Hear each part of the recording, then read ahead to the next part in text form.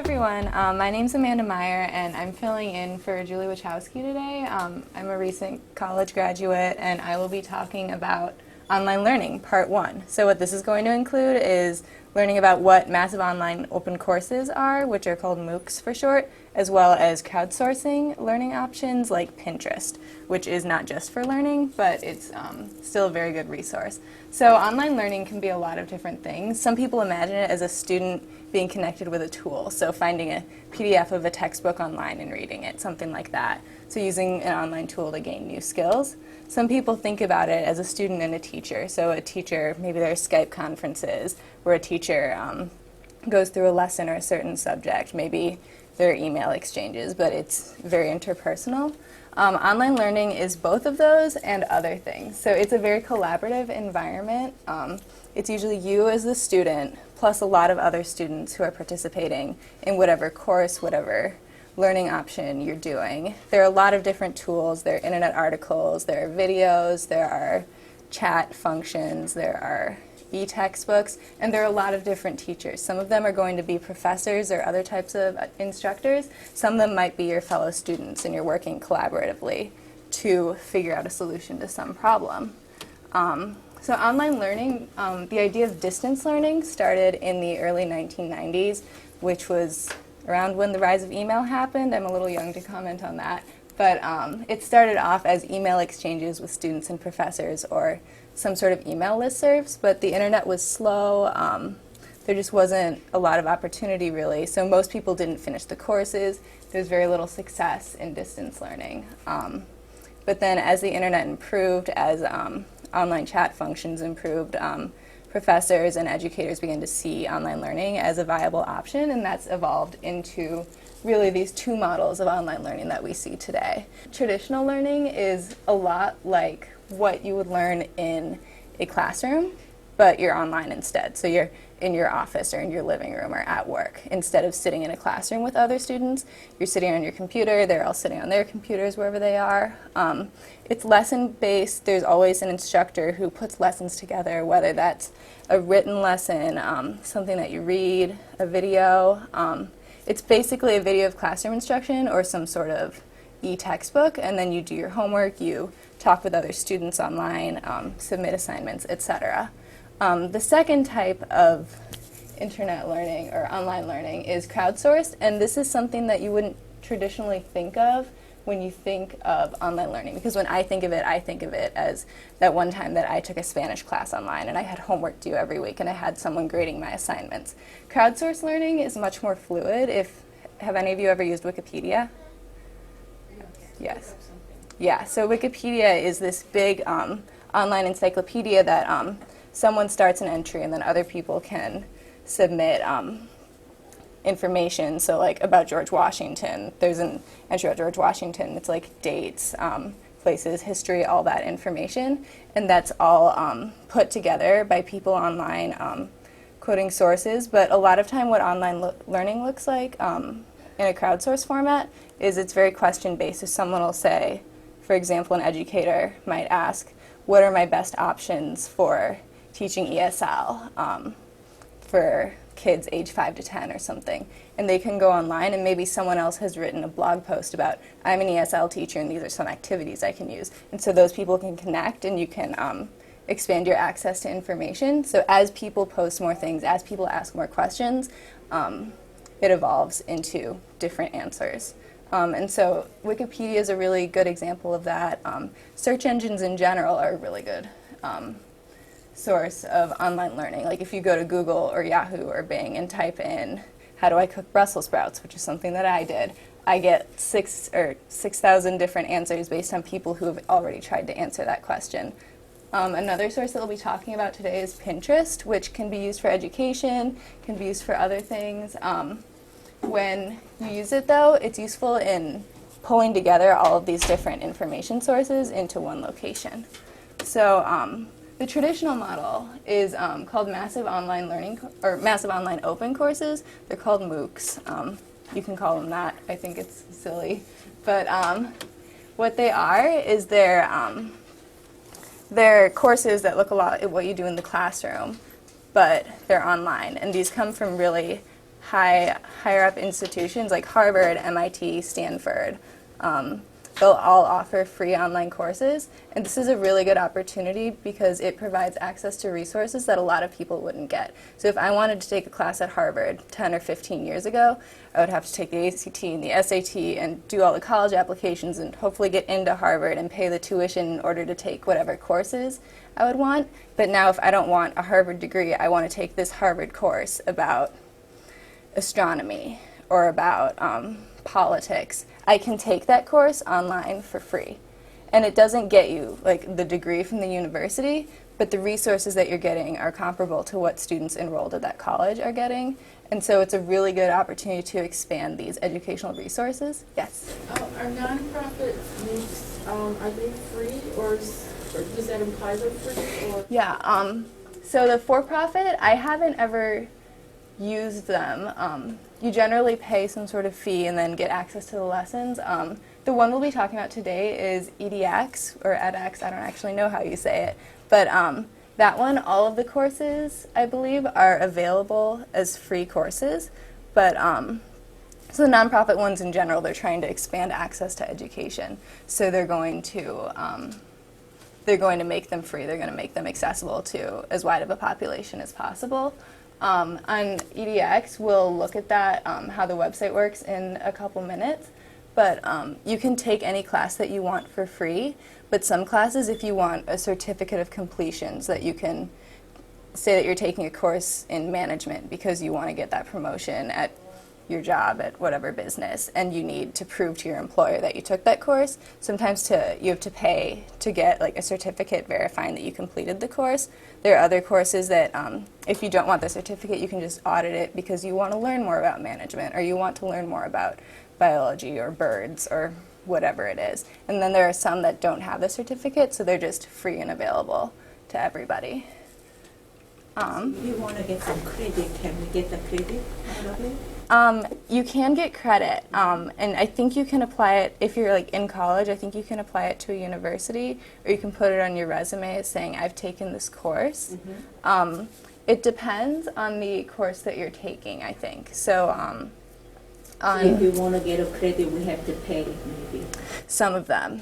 There's this series called X series, I think it's called, on edX, and it's through MIT, and they have a bunch of really cool courses. Mm-hmm. But you can take the course and just learn the information for free. Mm-hmm. But in order to get a credit showing that you've taken it, you have to pay anywhere between $50 and $150, depending on the course. Mm-hmm. So part of it depends on what your goals are in doing mm-hmm. this. If you're taking it because, I think this topic is super interesting and I want to learn more, mm-hmm. then taking it for free is mm-hmm. very available, very accessible.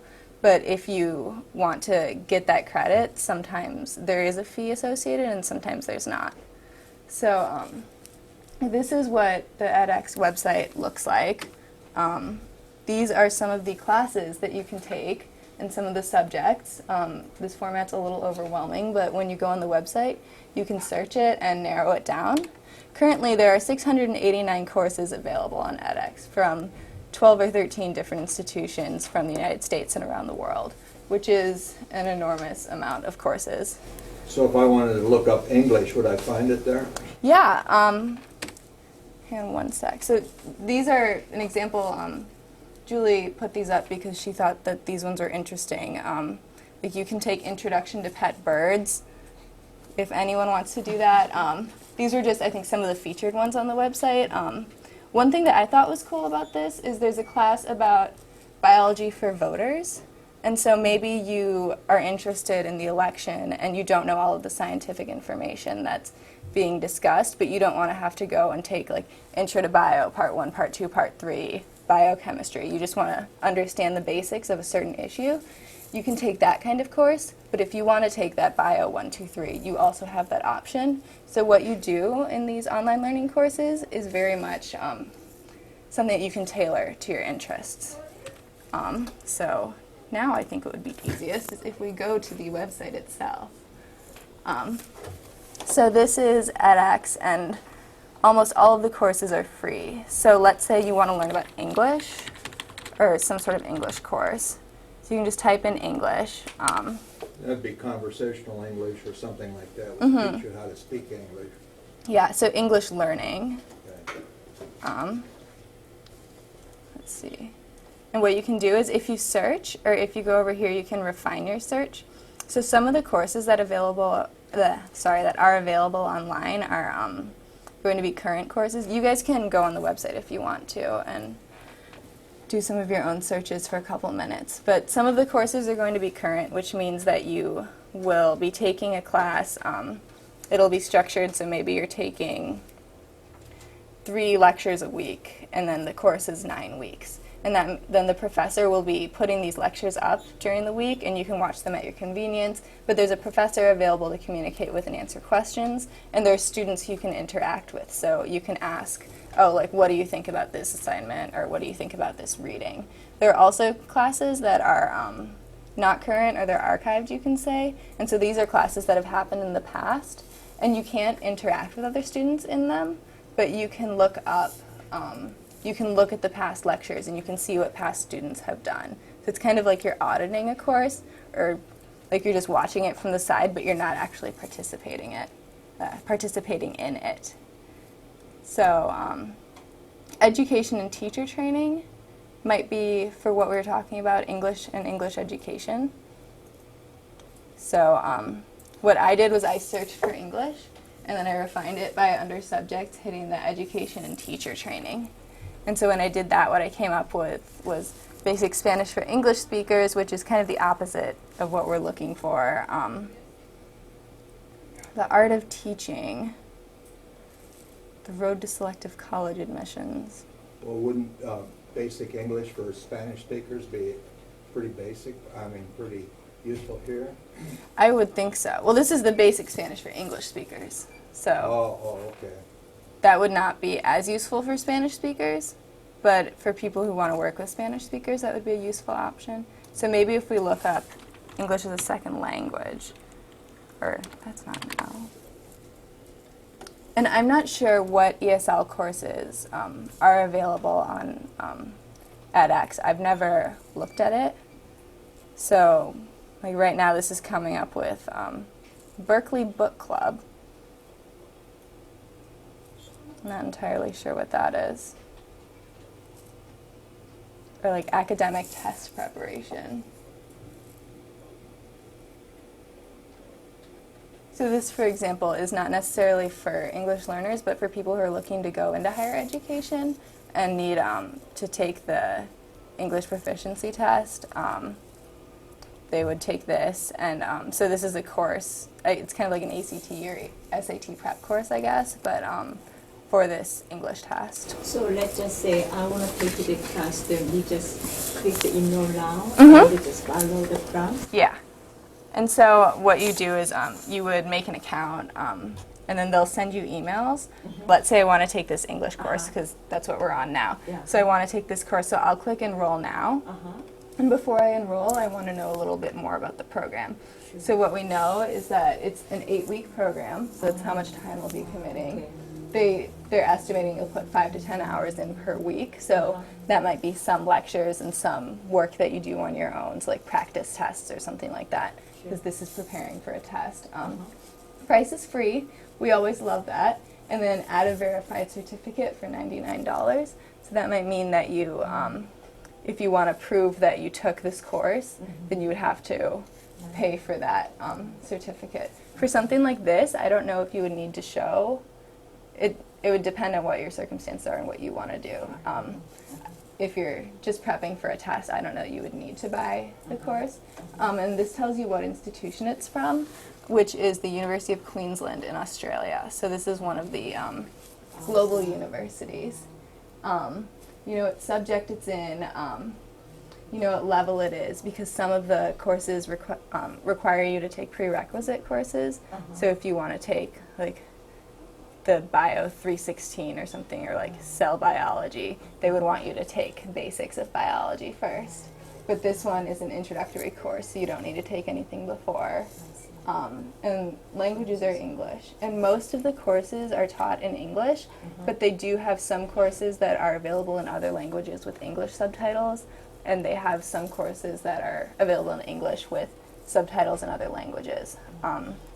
That's something that they're still working on and expanding their languages component, but English is the primary language that you'd be using. Yes? Do they typically have tests associated for comprehension or for the certification? If you get a certificate? That's a Or do good they question. Do they not have tests? I don't We actually like know. tests. Yeah, that's a good question. Yeah. Yeah, you know, I don't actually know. I just finished taking classes after 16 years, so I'm kind of taking a break from it right now. So I've never taken a class on here. Let's go to... I find that about pages are very useful. And I looked at this earlier. I imagine some of it would depend on the course. So some of it will be, like the course that was prepping you for an English language test, it's going to have a lot of practice tests. But I don't know if they have exams, or if you just get if the certificate is like an exam with a grade, or if the certificate is just a certificate of completion. I would hope that it's something with a grade, so it's not like you just put the video on mute and then went and like watched Netflix so that you could get the credit without actually doing the work. I don't think they would make that available. Yeah, they have a demo course if you're interested in learning more about it. I think it takes about 30 minutes. The website is edx.org, and so if you go on the homepage of the website, this is where you start. This is some of the most popular courses, but then you can just type in demo if you want to learn more about how taking a course would look, and then click on the first one. And so this is just a demo course that EDX put together to show you how taking an online course in this format would work. And I have not taken it yet. This one is 10 to 30 minutes. It's not an actual institution because it's a demo. But this could be a useful resource if you're interested in learning more about it. Are there any other questions? Yeah, I am probably going to take classes on here because it looks really interesting. But like, let's say you want to learn about biology. Like I said, they have those courses that are very academic. So AP Biology, oh boy, let's all take that. Or, sorry, I've had a lot of standardized testing in my life. But they have these very academic ones. So this is Bio Level 300. So this course you would probably have to take or have taken other bio courses because it says intermediate. And it's from Rice University. But in addition to these academic courses, they have ones that are more useful for something professional or for like test prep or water management. So if you work in public services or something like that, for engineering, and your job requires you to learn about that, you could take this course for the purpose of your career or your job, as opposed to having to like go to an actual college, or as opposed to having it in a more academic experience. This one is academic, but it's more professionally oriented, if that makes sense. So you have all of those different options. Any other questions? There's a lot on here, so I would definitely encourage you to look around the website. There are almost 700 courses in all sorts of topics. I'll look more into English as a second language because I don't know how much universities offer in regard to that. I just don't know, so I don't know what they would offer online. But this is a good transition point.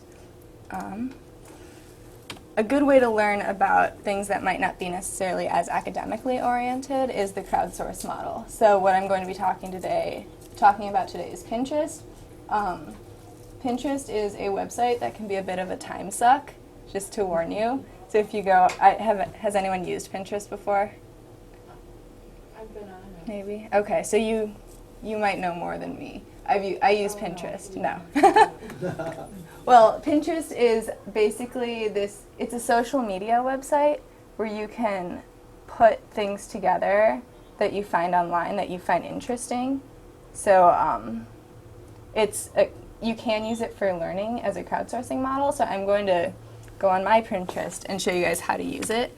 But the basics, you log on and you can connect it with your Facebook if you want, or you can put it, create your own account.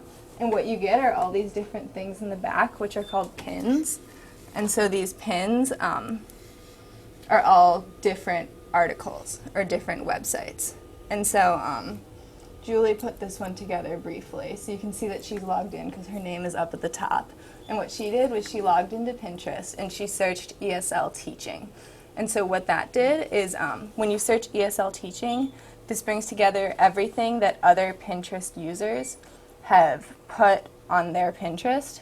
It's called pinning. So it's everything that they've put on it that they've tagged with the words ESL or teaching. And so these are an assortment of things that could be useful. And then at the top we have these all these extra boxes. So these are things that if you search ESL teaching, this is something else you might be interested in. And they know that because it's based on what other people have searched. So people who've searched ESL teaching have also searched ESL high school or high school teaching or ESL kids.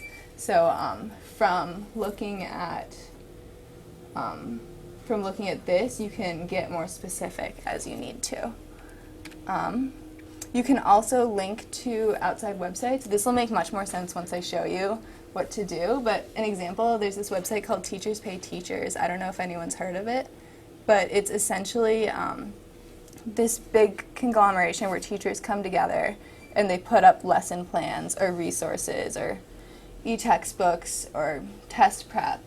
And some of it's free, some of it's very low cost, but it's another collaborative environment for putting together learning resources. There's a New York Times article about it. I have not actually used this website. Julie has, so if you have any specific questions about them, I would direct them to her next time you see her. But I can help out as much as I can.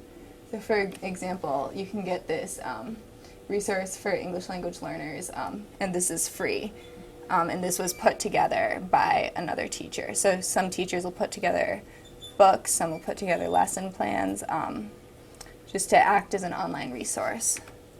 Pinterest and other crowdsourcing websites, so if you register with the Teachers Pay Teachers, if you register with Pinterest, if you register with even EDX, they're going to send you emails because you register with an email.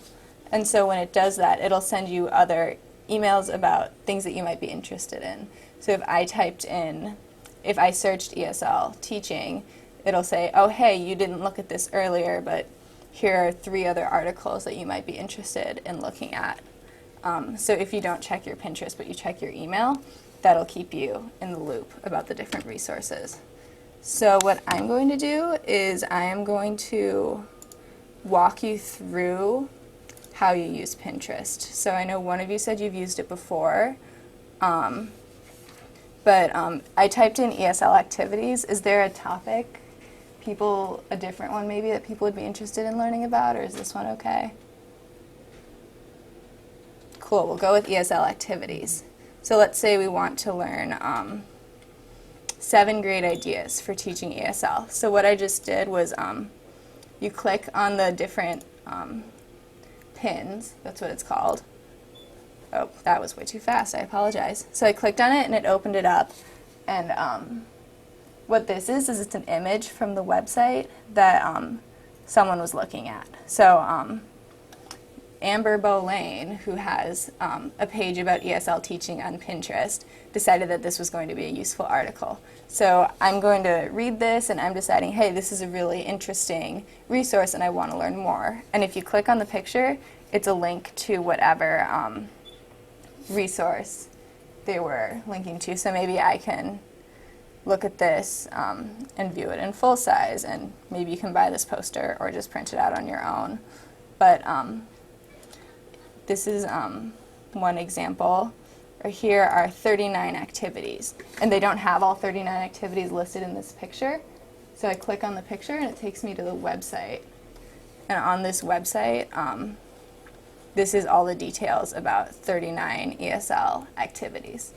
So what Pinterest basically is, it's a place for you to store all of your learning materials and information. I don't know how many of you use Bookmarks on your web browser, if anyone does that. This is basically a visual bookmark system, and it's much more organized. So let's say that I like this, and I want to save it so I can look at it later. What I'm going to do, I have an account on Pinterest, so I'm going to click Pin It, and then it's going to ask, what board do I want to put it on? And so we don't really know what a board is yet, so let's go find out. So I'm going to go to my home page. So these are all of my Pinterest boards. You're learning a lot about me today. But so I've categorized things that I've found on Pinterest or online into different categories. So one of them is like home decor, or one of them is learning to cook because I'm very bad at cooking.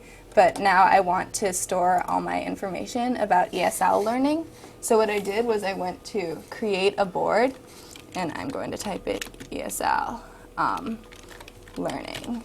And I can add a description, so resources for teaching ESL. Sorry, I'm a weird typer. And then this will, I'm going to create this. Give it a minute. And so now I know that I have a board where I can, it's called a board. It's basically like the category where you can organize your information. And so I'm going to go back to the search ESL activities. Wait for it to load. And I want to pin this. So I'm going to click Pin It, and I'm going to save it to the board ESL Learning. And so what that means is that I have that saved, and anytime I log into Pinterest, if I want to learn more about ESL learning, or I want to plan ESL, let's look at this, ESL lesson plans. That doesn't exist, so I don't want to do that. You want to make sure to click on the link because it might not be useful anymore. Or fun ESL games that require a ball. I would probably get hurt, but it sounds like something fun for children. So then I click on that, and it takes me to a link where I would have to answer a survey to continue reading the content. But you get the gist. I would be able to do that and read that, and so I can pin that to my ESL learning. Does this make sense? Is this a private board that no one else can see? That's a great question. So you can make boards private, or you can make it public. So right now, this board is public. So all of these boards that I have right here, these are all public. So it says here I have 4 followers. I'm a very popular person on Pinterest. But like I said, that was a joke. I'm not.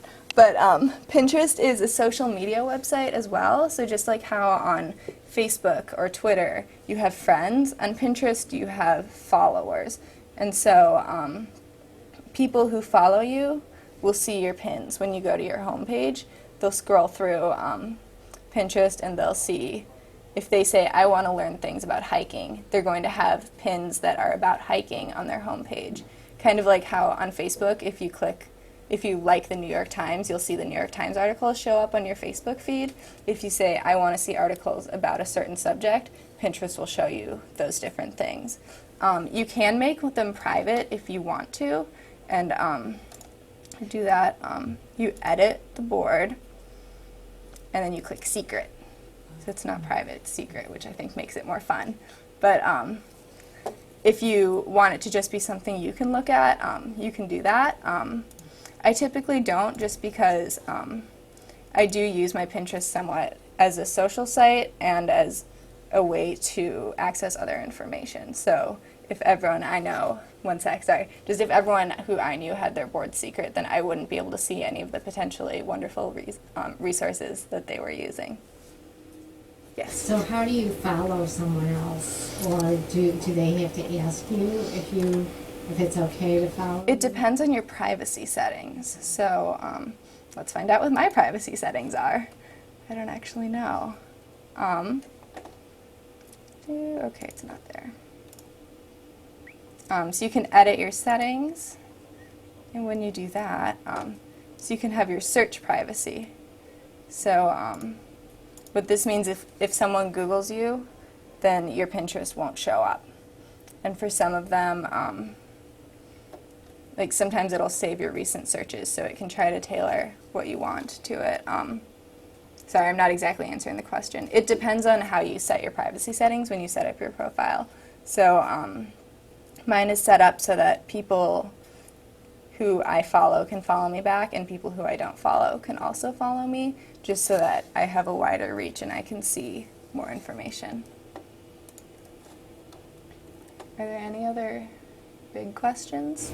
Is there any way to tell who's following you? Yeah, so if you go right here, my name's Amanda, so I go here and that'll just take me back to this page, but I can click on who my 4 followers are, and I don't do sports, so that's weird, but I have 4 followers, so I can see that. And I can also look at who I'm following, and some of these are the things that Pinterest recommends. So if you want to learn more about, when you sign up, it'll say what topics do you want to see.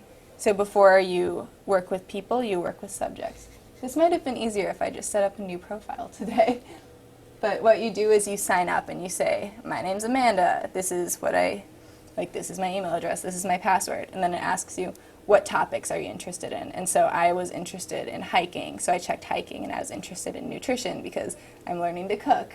And so I clicked nutrition, and I was interested in learning about travel. So I click that, and then if you click this, it takes you to a home page, and that shows you this aggregation of all of the different resources that you followed or that you want to look at.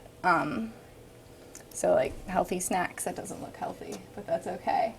And then you can also search to find that stuff.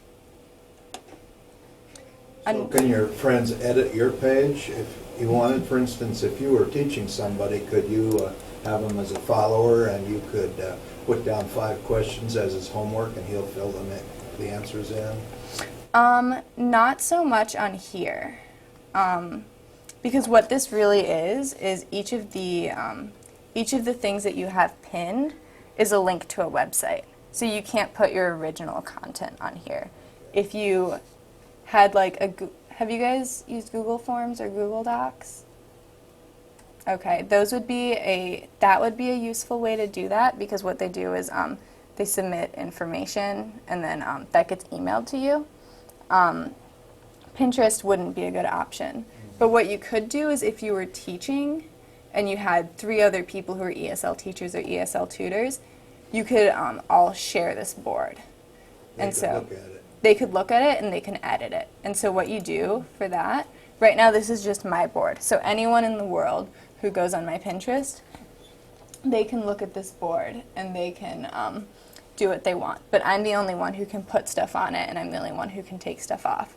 However, if I go right here, this is Collaborators, and so if I have the 3 other friends, I can put their email addresses in, or if I'm Pinterest, we mutually follow each other on Pinterest, I can put in, I think, their username, and then I would invite them, and what that would mean is that anyone who's a collaborator on this board can add to it.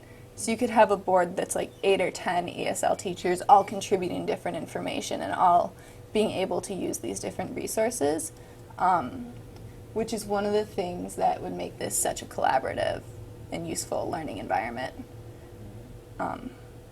Yeah, I think that this would be more useful for teachers than learning if you're looking at something specific like ESL learning.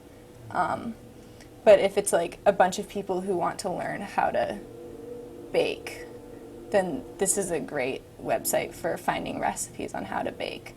Or for people who want to learn, or I don't know. It really depends. For teaching, this I think would be more useful for the teachers.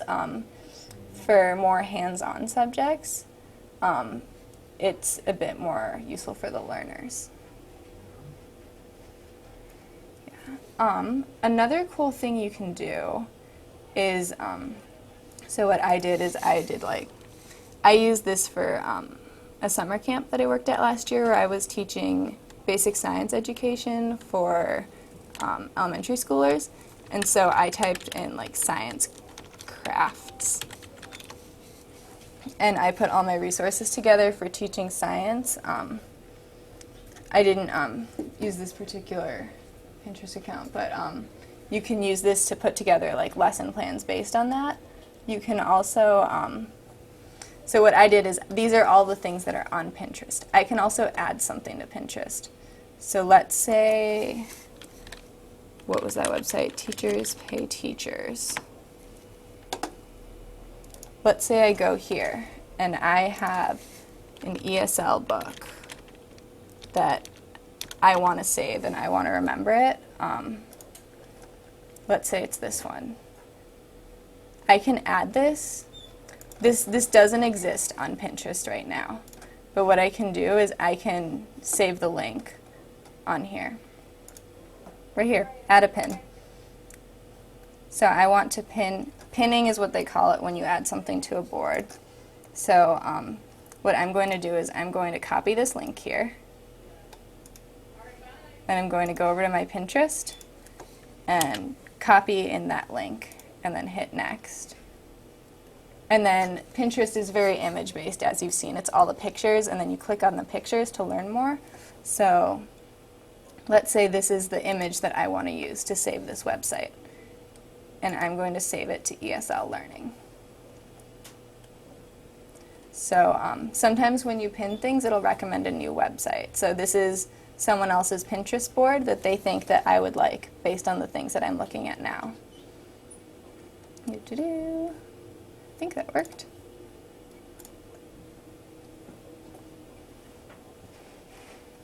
Okay. So then if you go back to my board that says ESL Learning, it saved it twice. But what I've done is I've added something that I found on the internet and saved it. And so anyone else who's interested in ESL Learning can come and look at my pin, and they'll see that, and then that'll be their link to a new resource. Does that make sense?